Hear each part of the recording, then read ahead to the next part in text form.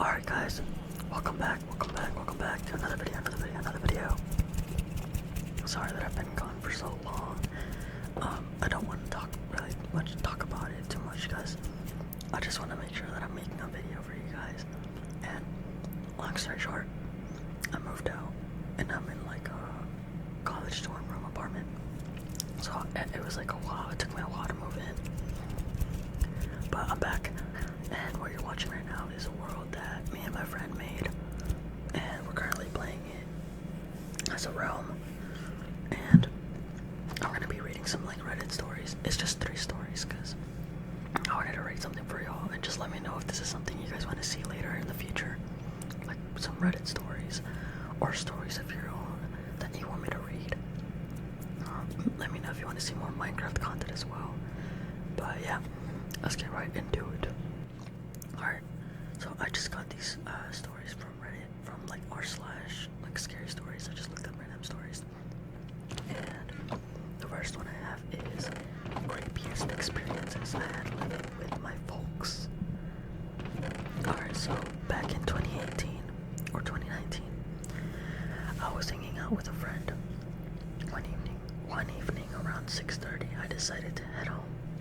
It was at that time of the year when it gets pitch black early, the kind of darkness that makes a scary story even creepier. The drive only took about 10 or 15 minutes, and when I pulled into the driveway, I realized I was alone. My parents were either out to dinner or out of town. I can't remember which, but the point is, the house was completely mine for the night. When you walk into my house, you step right into the living room. To the right is the kitchen, and to the left there's a hallway that leads to a spare bedroom, the bathroom, and finally my room. The house was dark, but I didn't bother turning on the light since it was a straight path to my room. As I started walking down the hallway, I froze. Out of the corner of my eye, I saw half a face and a shoulder peeking out from the bathroom doorway. The instant I focused on it, the figure slipped back inside. Oh man, that's horrible. My first reaction looking back, probably not the smartest, was to rush straight into the bathroom. I flicked on the light, heart pounding, but the room was empty. Nobody there, nothing at all. I'd experienced odd things before, little movements that felt paranormal, but never this clear, never this real. To this day, that's still the most intense and unforgettable experience I've ever had with the unexplained. Wow, that first story was kind of creepy.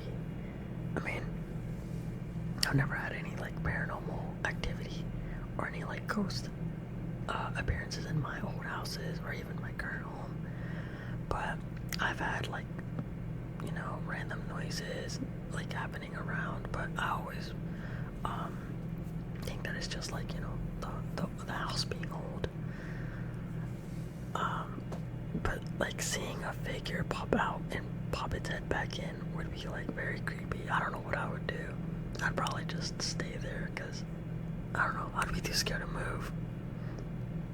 But yeah, I don't know. I'd probably call my mom and dad right there and then, just telling them come home right away.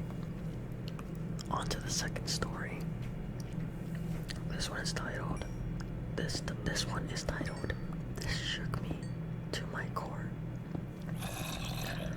Alright, so this one's kind of long, but let's see how it goes.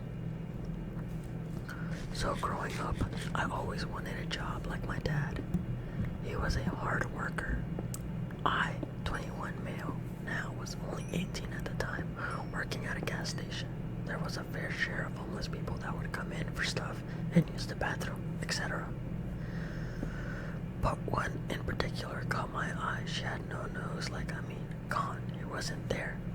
I don't know what happened. She was blind in one eye. I think it was bright crystal blue. She would come in, but wasn't like the other ones. She would lock herself in the bathroom when no one else was in the store.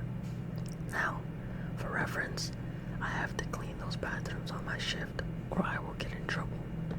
She would sit in the bathroom from 1 a.m. to 3 a.m., screaming, crying, hard. One time, she came in, didn't use the bathroom. We are allowed to give free coffee to cops, and I'd sometimes give my dad free coffee when he stopped in there before his shift. He's a blue-collar worker, and as am I now, but I wanted to be nice. She looked like she had a rough night. I wanted to help, so I gave her a free coffee. Told her it was free. She said, "Really?" She seemed touched and then grabbed a donut, which I didn't say she could have, but I didn't stop her. She grabbed another and ran out. Nothing weird. I thought maybe she had finally had that break she wanted. By the way, there's no punctuation here, so I'm just trying to add my own punctuation to this. The next night comes. Now things get weird. Here, she didn't come in this night. She stood at the window staring right through me. I waved. No movement. She just stared. I waited to see her blink. She didn't. She just stood there. I closed the blinds. Now for reference, we have a circle counter and a circle window. I could have seen her walk away, or to the side, or just anything wrong. My manager came over. His name was Terry. He told me I couldn't have the curtains down at night. As he opened them, she was gone. I went outside to do the trash. I went to each pump, taking out the trash one at a time. As I got to the last one, she was there running at me full sprint. Now, I'm not fat, but I'm a bit stocky, so I grabbed the car full of trash I had. I ran back to the gated area with the trash compactor and shut it. She grabbed the gate, her pupils wider than before, watching me breathing heavily. I quickly threw the trash in the compactor and went in. As I went in, I heard our doorbells come on. She was in the store, but looked normal now. She stole a couple more donuts and stared as she left. I told my manager. He said he would do something about it. Well, I didn't have work the next day, so then I was working Thursday. He told me he handled it. And as I was standing there, she was looking at me again. This time, it was the same look when she was holding the gate. I was so scared, and she came in looking at me. She went to our bathroom, and I heard the screaming and crying and throwing of stuff. Terry told me to go make her leave, and I did. She didn't seem happy. I didn't see her the rest of the night, but when I did, something smelled horrible. Friday rolls around, and I had a day shift this time. And as I'm in there, I was told they found a dead body behind our store. A homeless woman. They said she had been dead for at least a week or two. She was decaying, but I had just seen her the other night. The cameras caught her. My manager had seen her. We both talked about it shortly after. I quit working there. I work with my dad now, but sometimes I get scared wondering how I could have seen someone dead for a week or two, walking and talking. Alright, well, it was kind of hard to read that, especially with no punctuation, and there was a couple of misspells, but other than that, I guess he had a encounter with like a ghost, a homeless person's ghost. I don't know what I would do in that situation either. I think I would just lock myself in the store, but he does sound like he has like a boss that doesn't really like the choices he makes. So I guess I would have quit. I would have quit right there and then. Alright, and for the third and final story I have, it's titled He Just Kept Screaming. This one is a bit long as well, but this time there's punctuation to it. Alright. This happened in 2023, and I still have the occasional nightmare about it. I worked in sterile services, cleaning used surgical instruments for doctors and getting them back for the operating theaters. One night, near the end of my shift, around 5 to 6 p.m., I was taking a trolley full of instruments to a ward on the other side of the hospital. As I got about a quarter of the way there, I started to hear a noise. It was completely noticeable. It wasn't completely noticeable. I think at first I thought it was the wind coming through cracks in the doors. It was easy to tune out, and I probably would have forgotten about it if I'd stayed at that distance. But then I closer, and it was getting harder to ignore.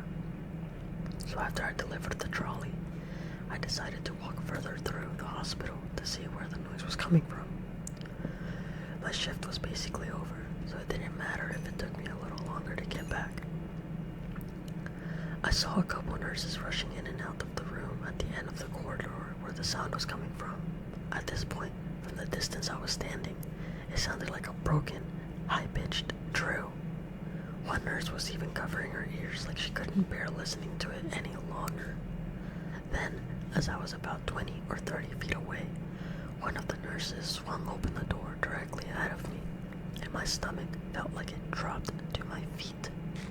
There was a malnourished man in a bed with his mouth uncomfortably wide open, screaming. He was surrounded by doctors, and his face looked almost dark blue. We locked eyes for what felt like an entire minute. As soon as I discovered the source of the noise, it's like the context of the situation changed the way I perceived the sound altogether.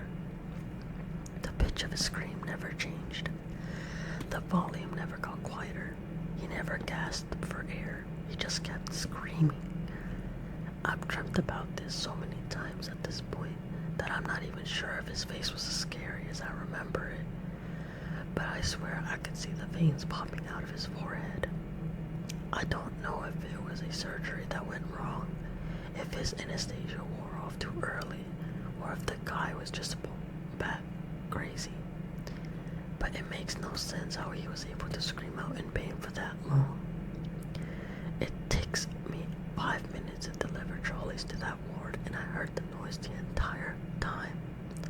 I'm sure there's ways to rationalize it, like maybe the sound wasn't coming from the man and it just seemed that way because he had his mouth open in such a position that it looked like it was.